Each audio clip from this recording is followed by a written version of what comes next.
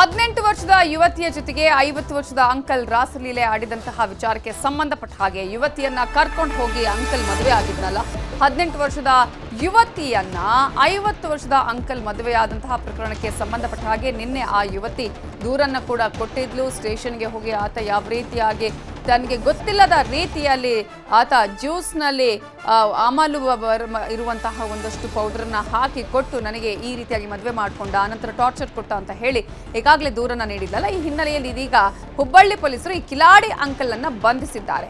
ಕೇಶವಪುರದ ಚಾಲುಕ್ಯ ನಗರದ ಪ್ರಕಾಶ್ ಕಂಜರಘಾಟ ಬಂಧಿತ ಆರೋಪಿಯಾಗಿದ್ದಾನೆ.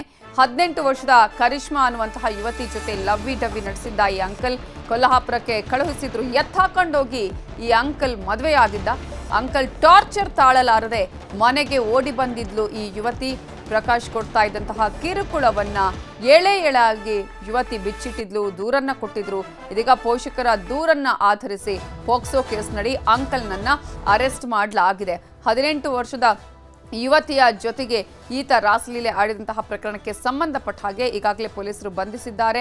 ಪ್ರಮುಖವಾಗಿ ಈ ಹಿಂದೆ ಈತನಿಗೆ ಒಂದು ಮದುವೆ ಆಗಿತ್ತು, ಆಕೆಯ ಜೊತೆಗೂ ಕೂಡ ಈತ ಇದೇ ರೀತಿಯಾಗಿ ವರ್ತಿಸಿದ್ದ ಅನ್ನುವಂತಹ ವಿಚಾರವನ್ನು ಕೂಡ ನಿನ್ನೆ ಏನು ದೂರನ್ನ ಕೊಡೋದಕ್ಕೆ ಬಂದಿದ್ಲು ಯುವತಿ, ಆಕೆ ಕೂಡ ಹೇಳಿದ್ಲು. ಇದೀಗ ದೂರಿನ ಅನ್ವಯನೇ ಆತನನ್ನ ಬಂಧಿಸಿದ್ದಾರೆ ಪೊಲೀಸರು. ಆತ ಯಾವ ರೀತಿಯಾಗಿ ಟಾರ್ಚರ್ ಕೊಡ್ತಾ ಇದ್ದ, ಹೇಗೆ ಆತ ಮದುವೆಯಾದ ಅನ್ನೋದರ ಬಗ್ಗೆ ಕೂಡ ಆಕೆ ಎಳೆಯಾಗಿ ಬಿಚ್ಚಿಟ್ಟಿದ್ಲು, ದೂರನ್ನು ಕೊಟ್ಟಿದ್ಲು. ಪ್ರಕರಣ ದಾಖಲಾಗಿದೆ. ಆ ಪ್ರಕರಣದಲ್ಲಿ ಈಗ ಸದ್ಯ ಮೇಜರ್ ಇರುವಂಥ ಒಂದು ಹುಡುಗಿ 2023ರಲ್ಲಿ ಆಕೆ ಇನ್ನೂ ಮೈನರ್ ಇದ್ದಂಥ ಸಂದರ್ಭದಲ್ಲಿ ಒಬ್ಬ ಪಕ್ಕದ ಮನೆಯ ವ್ಯಕ್ತಿ ಆಕೆಯನ್ನು ಪುಸ್ಲಾಯಿಸಿ ವಿದ್ಯಾಭ್ಯಾಸಕ್ಕೆ ಸಪೋರ್ಟ್ ಮಾಡ್ತೀನಿ ಮತ್ತು ನಿನಗೊಂದು ಒಳ್ಳೆಯ ಜೀವನ ಕೊಡ್ತೀನಿ ಅಂತೆಲ್ಲ ಆಸೆ ತೋರಿಸಿ ಆಮಿಷ ಒಡ್ಡಿ ಲೈಂಗಿಕವಾಗಿ ದೌರ್ಜನ್ಯ ಎಸಗಿದ್ದಾನೆ ಅನ್ನುವಂಥದ್ದು ಆರೋಪಿಸಿರ್ತಾಳೆ. ಅದಕ್ಕೆ ಪೂರಕ ಸಾಕ್ಷ್ಯಾಧಾರಗಳು ಕೂಡ ಒದಗಿಸ್ಕೊಟ್ಟಿರ್ತಾಳೆ. ಅದಾದಮೇಲೆ 18 ವರ್ಷ ಆಕೆ ಆದಮೇಲೆ ಮತ್ತು ಕುಂದಗೋಳದ ಒಂದು ದೇವಸ್ಥಾನದಲ್ಲಿ ಮದುವೆ ಮಾಡ್ಕೊಂಡಿದ್ದಾರೆ ಅನ್ನೋಂಥದ್ದು ಮಾಹಿತಿ ಬರುತ್ತೆ. ಆತನಿಗೆ ಸುಮಾರು 49ರಿಂದ 50 ವರ್ಷ ವಯಸ್ಸಾಗಿದೆ. ಮತ್ತು ಆ ಹುಡುಗಿ ಈಗಷ್ಟೇ 17 ತುಂಬಿ 18 ವಯಸ್ಸಲ್ಲಿರುವಂಥವಳು. ಅಕಸ್ಮಾತ್ತು ಆಕೆಗೆ ಲೈಂಗಿಕ ದೌರ್ಜನ್ಯ ಆದಂಥ ಸಂದರ್ಭದಲ್ಲಿ ಕಂಪ್ಲೇಂಟ್ ಕೊಡ್ತೀನಿ ಅಂತ ಹೇಳಿದಾಗ ನಿಮ್ಮ ತಂದೆ ತಾಯಿಗೆ ಮತ್ತು ಕೊಲೆ ಮಾಡಿಸ್ತೀನಿ ಅಂತೆಲ್ಲ ಬೆದರಿಕೆ ಹಾಕಿದ್ದಾನೆ ಅಂತೆಲ್ಲ ಹೇಳಿಬಿಟ್ಟು ಈಗ ಕಂಪ್ಲೇಂಟ್ ಕೊಟ್ಟಿದ್ದಾಳೆ. ಅದೊಂದು ಪ್ರಕರಣವನ್ನು ನಾವು ಪೋಕ್ಸೋ ಅಡಿಯಲ್ಲಿ ದಾಖಲು ಮಾಡ್ಕೊಂಡಿದ್ದೇವೆ ಮತ್ತು ಪ್ರಕರಣದ ತನಿಖೆಯನ್ನು ಕೇಶವಪುರ ಇನ್ಸ್ಪೆಕ್ಟರ್ ಅವರು ಕೈಗೆತ್ತಿಕೊಂಡಿದ್ದಾರೆ. ಇದೇ ವಿಚಾರಕ್ಕೆ ಸಂಬಂಧಪಟ್ಟ ಹಾಗೆ ಇನ್ನಷ್ಟು ಡೀಟೇಲ್ಸ್ ಅನ್ನ ಕೊಡೋದಕ್ಕೆ ನಮ್ಮ ರಿಪೋರ್ಟರ್ ಶಿವರಾಮ ಸುಂಡಿ ಈಗ ನೇರ ಸಂಪರ್ಕದಲ್ಲಿ ಜಾಯ್ನ್ ಆಗಿದ್ದಾರೆ. ಶಿವರಾಮ ಸುಂಡಿ, ಈತನನ್ನ ಎಲ್ಲಿ ಬಂಧಿಸಲಾಗಿದೆ, ಈಗ ಈತ ವಿಚಾರಣೆಯ ಸಂದರ್ಭದಲ್ಲಿ ಏನೆಲ್ಲ ವಿಚಾರಗಳನ್ನ ಬಾಯ್ಬಿಟ್ಟಿದ್ದಾನೆ?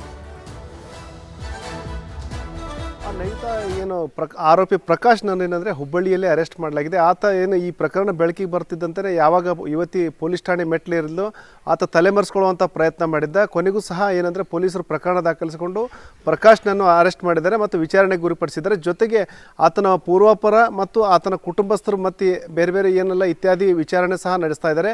ಈಗ ಸದ್ಯ ಏನಂದರೆ ಪೋಕ್ಸೋ ಕಾಯ್ದೆ ಅಡಿ ಏನಂದರೆ ಪ್ರಕರಣ ದಾಖಲಿಸಿಕೊಂಡು ತನಿಖೆ ಮಾಡ್ತಾ ಇದ್ದಾರೆ.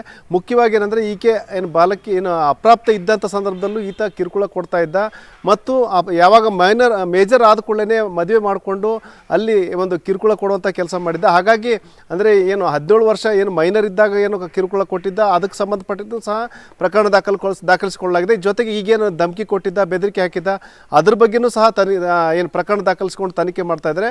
ಒಟ್ಟಾರೆ ಏನು ಇವತ್ತಿನ ಹಾರಿಸ್ಕೊಂಡು ಹೋಗಿ ಏನು ಮದುವೆಯಾಗಿ ಕಿರುಕುಳ ಕೊಟ್ಟುವಂಥ ಒಂದು ಪ್ರಕರಣಕ್ಕೆ ಸಂಬಂಧಪಟ್ಟಂಗೆ ಅಂಕಲ್ ಅಂತೇನು 50 ವರ್ಷದ ವ್ಯಕ್ತಿನ ಅರೆಸ್ಟ್ ಮಾಡಿದ್ದಾರೆ ಮತ್ತು ವಿಚಾರಣೆಗೆ ಗುರಿಪಡಿಸಿದ್ದಾರೆ. ಜೊತೆಗೆ ಈತನಿಗೆ ಏನಾದರೂ ಯಾರಾದರೂ ಸಪೋರ್ಟ್ ಮಾಡಿದ್ದಾರೆ ಅನ್ನೋದ್ರ ಬಗ್ಗೆ ಸಹ ಮಾಹಿತಿ ತೆಗೆದುಕೊಳ್ತಾ ಇದ್ದಾರೆ ನವಿತಾ. ಈಗ ಶಿವರಾಮ್, ಈಗ ಈ ಹಿಂದೆನೆ ಅಂದ್ರೆ ಪೋಕ್ಸೋ ಕೇಸ್ ನಡಿಗೆ ದಾಖಲಾಗಿರೋದು ಈ ಹಿಂದೆನೆ ಆಕೆ ಮೈನರ್ ಇದ್ದಂತಹ ಸಂದರ್ಭದಲ್ಲೇ ಈತ ಆಕೆಗೆ ಪುಸಲಾಯಿಸಿ ರೀತಿಯ ಕೃತ್ಯ ಮಾಡಿದ. ಅದಕ್ಕೆ ಸಂಬಂಧಪಟ್ಟ ಹಾಗೆ ದಾಖಲೆಗಳನ್ನ ನೀಡಲಾಗಿದೆಯಾ?